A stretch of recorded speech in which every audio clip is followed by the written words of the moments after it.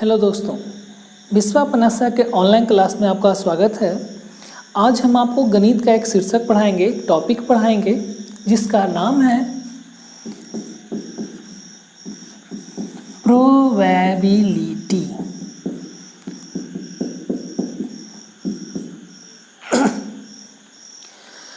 Probability जिसे हिंदी में प्रायिकता भी कहते हैं, प्रायिकता हिंदी में कहते हैं इसे, या संभाविता भी कहते हैं।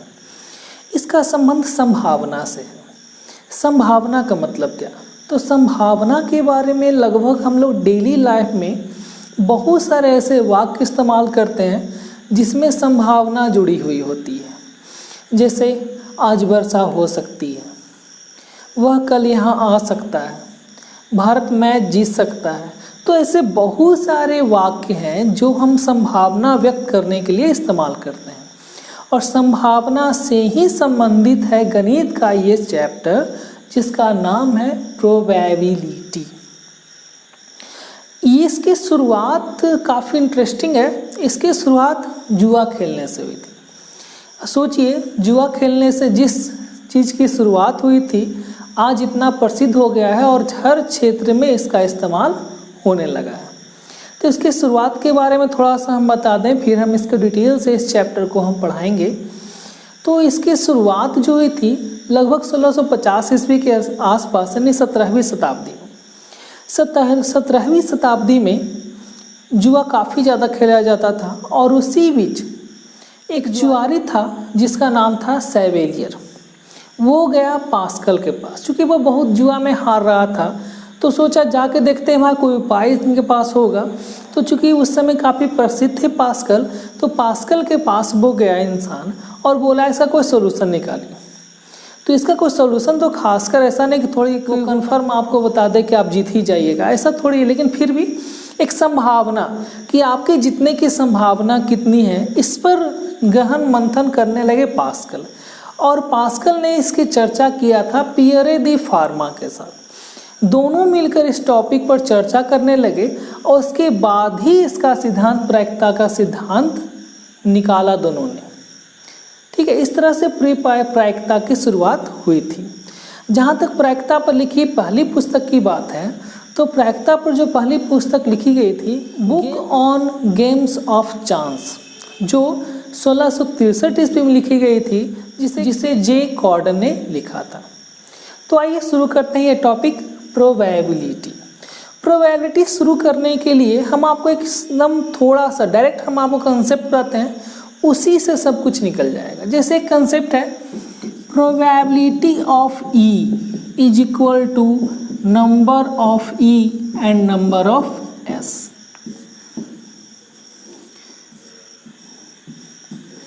इसी फॉर्मूला पर पूरा प्रोबेबिलिटी है। अब कहिएगा हमें तो कुछ समझ में नहीं आया कि पीई क्या है, एनई क्या है, एनएस क्या है। तो हम आपको बारी बारी से समझाते हैं और आपको इजीली समझ में आएगा सब कुछ। तो ये देखिएगा, पी आया है प्रोबेबिलिटी के लिए, प्रोबेबिलिटी। ई आया है इवेंट के लिए, इवेंट मीन्स घटना। अभी घटना है क्या हम आपको बता रहे हैं, आप निश्चिंत रहिए, आराम से देखिए, तुरंत आपको ये पूरा चैप्टर इजीली समझ में आएगा। ये पूरा चैप्टर इजीली समझ में आएगा, कोई कन्फ्यूजन नहीं रहेगा। इसके बाद आप किसी भी किताब से कुछ बनाइए, इजीली बनेगा। तो ई इवेंट के लिए आया है, एस आया है सैंपल स्पेस के लिए, सैंपल स्पेस के लिए। सैंपल स्पेस क्या है ये भी हम आपको बता रहे हैं। अब एन जो है वो नंबर को इंडिकेट कर रहा है, एन जो है वो नंबर को इंडिकेट कर रहा है। अब देखिएगा, इसको आप एक बार देख लीजिए, पढ़ने कम समय। प्रोबेबिलिटी ऑफ ई यानी कि ई की प्रायिकता इज इक्वल टू बराबर होता है नंबर ऑफ ई यानी कि घटना की संख्या, इवेंट की संख्या, total number of events, by number of S means number of sample space, यानी कुल सैंपल स्पेस की संख्या। अब सैंपल स्पेस क्या है, इवेंट क्या है, जो हम आपको बताते हैं। सैंपल स्पेस है कुल संभव परिणाम, यानी एस जो ये है कुल संभव परिणाम है, टोटल नंबर ऑफ आउटकम्स। कहने का मतलब ये है, चलिए एक छोटा सा उदाहरण देकर समझते हैं हम। एक सिक्के को उछालते हैं, तो एक सिक्के को उछालने पर क्या क्या आएगा, हेड आएगा या तो टेल आएगा। कॉमनली हम इसे मंझोली कोष्ठक में लिखते हैं, ठीक है। तो या तो हेड आएगा या तो टेल आएगा। एक सिक्का को उछालने पर और तीसरा चीज आने की संभावना नहीं है। आपका एक खड़ा रह सकता है, कुछ और भी हो सकता है। तो प्रायिकता में इसको निगट किया गया है। संभव है कि रेत में यदि गिराई तो खड़ा रह सकता है, कोई बड़ा चीज़ नहीं है, लेकिन कुछ चीज़ को नज़रअंदाज किया गया। तो एक सिक्के को यदि हम उछालेंगे तो दो ही चीज़ आ सकता है, हेड या तो टेल। तो जितने संभव परिणाम होगा उसी को बोलते हैं सैंपल स्पेस, उसी को बोलते हैं सैंपल स्पेस।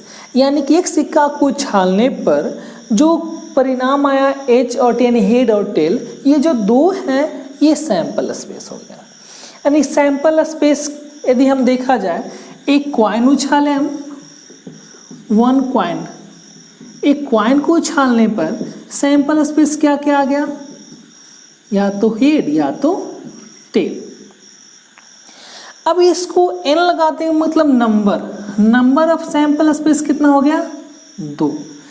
तो ये आपका s और ये ns, ये समझ में आया आपको, नहीं कि ये समझ में आ गया होगा आपका कि सैंपल स्पेस क्या है। फिर से देखिएगा, सैंपल स्पेस है कुल संभव परिणाम। एक और उदाहरण देते हैं, एक पासे को उछालते हैं, तो एक पासा को उछालने पर, जैसे लूडो का पासा है, उसे उछालिए तो क्या क्या परिणाम आ सकते हैं, 1 आ सकता है, 2 आ सकता है, 3 आ सकता है, 4 आ सकता है, 5 आ सकता है, 6 आ सकता है, चूँकि पासा में 1 से लेकर 6 तक होते हैं।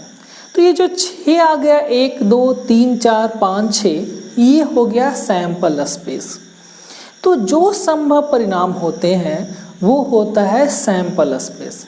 तो सैंपल स्पेस समझ में आ गया होगा आपको कि सैंपल स्पेस होता है कुल संभव परिणाम। कुल संभव परिणामों के यदि हम एक समुच्चय के रूप में लिखते हैं तो वो सैंपल स्पेस कहलाता है। तो सैंपल स्पेस समझ में आ गया। और एनएस मतलब नंबर ऑफ सैंपल स्पेस, इसको गिन लीजिए कितने हैं, तो 2 है, तो ये 2 हो गया। पासा की स्थिति में कुल सैंपल स्पेस 6 होगा। तो ये आपका हो गया सैंपल स्पेस के लिए, ठीक है। तो सैंपल स्पेस समझ में आ गया आपको। अब हमको समझना है कि ई, नंबर ऑफ ई। तो नंबर ऑफ ई है क्या, इवेंट मीन्स घटना। तो ई जो है आपका वो घटना है। अब ई जो है वो उसी को हम मानना है, उसी के लिए प्रायिकता निकालना है। यहाँ देखिएगा probability of E, probability of E यानी कि ई की प्रायिकता। तो ई की संख्या बटे कुल सैंपल स्पेस की संख्या। कुल सैंपल स्पेस निकालना हम सीख गए, हमें ई निकालना है। तो जिस चीज की प्रायिकता आपसे पूछेगा, जिस चीज की प्रायिकता आपसे पूछे उसको आपको ई मान लेना है, उसको ई मान लेना है। और निश्चित रूप से ई जो रहेगा वो सैंपल स्पेस में ही से रहेगा। ये जो ई रहेगा वो सैंपल स्पेस में से ही रहेगा, इसलिए इसे ई को सैंपल स्पेस का उपसमुच्चय भी कहते हैं। अब देखा जाए, यदि हम इसमें बोलें एक सिक्का को उछालें, कुल सैंपल स्पेस एच और टी यानी हेड और टेल, टोटल कितने आ गए 2। यदि हम आपको बोले कि बताइए एक सिक्का को उछालने पर हेड आने की प्रायिकता कितनी है, एक सिक्के को उछालने पर हेड आने की प्रायिकता कितनी है। तो अब ई में क्या मान लीजिएगा, मान लीजिए ई जो है वो हेड आने की घटना, हेड आने की घटना।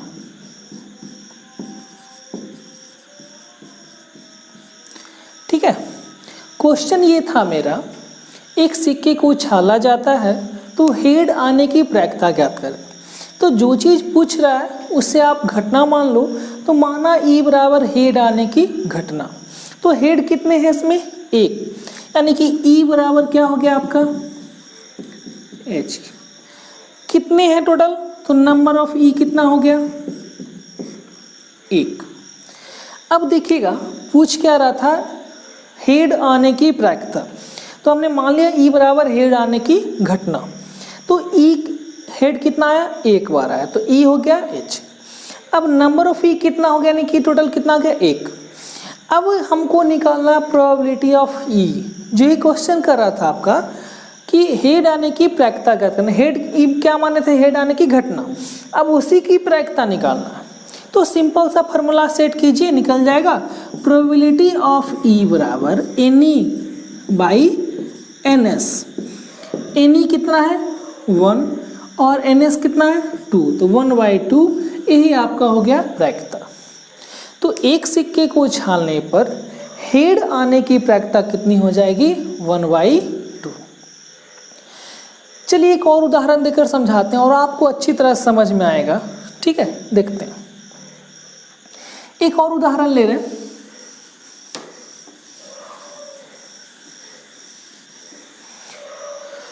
एक क्वेश्चन है, एक पासे को फेंकने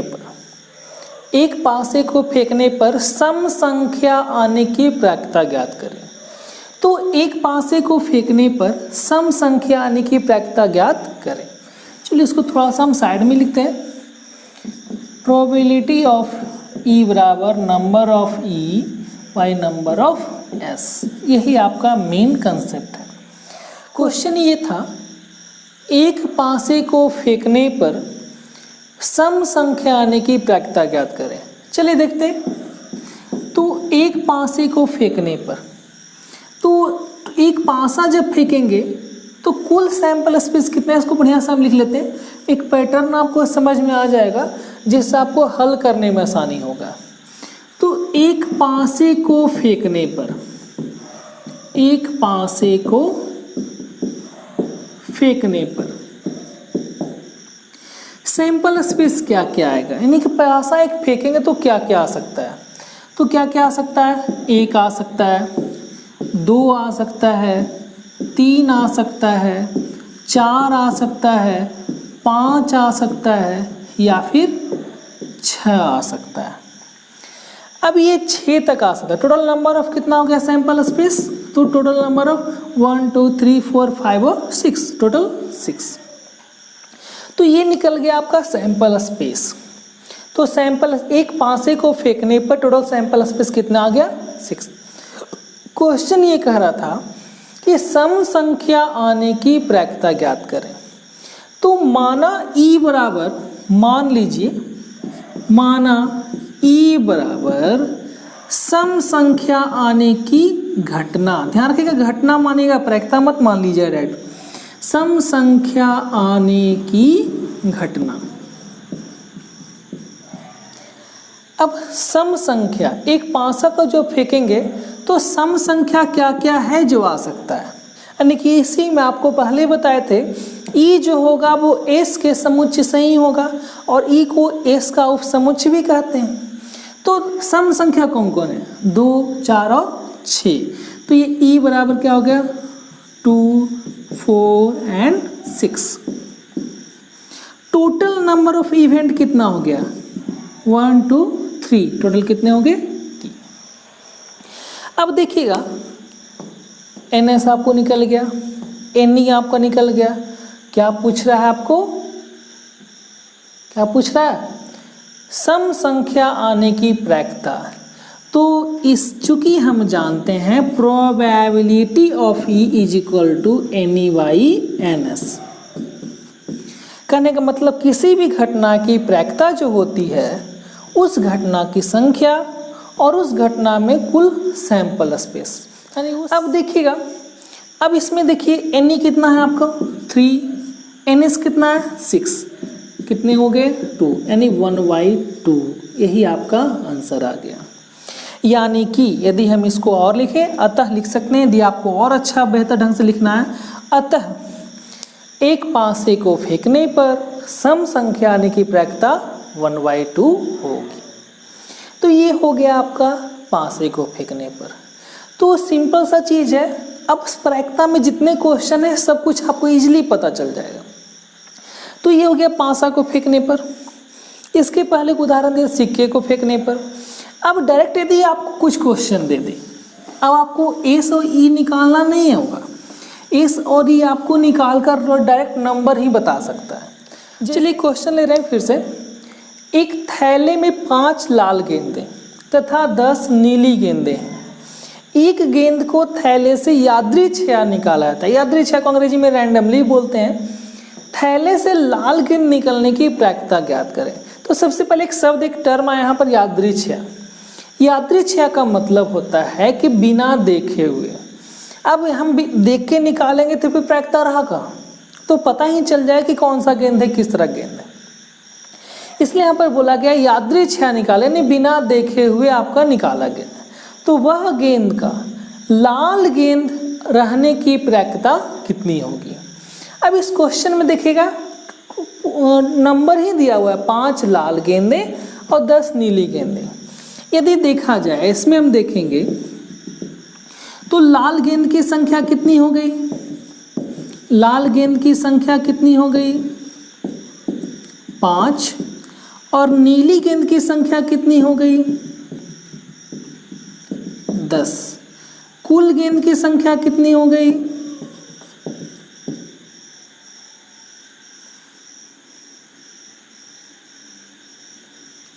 कुल गेंद की संख्या कितनी हो गई 15। अब देखिएगा कुल जो है यानी थैले में टोटल कितने गेंद आ गए 15 गेंद। तो जो कुल होगा वही सैंपल स्पेस होगा, इसीलिए नंबर ऑफ एस कितना हो गया 15।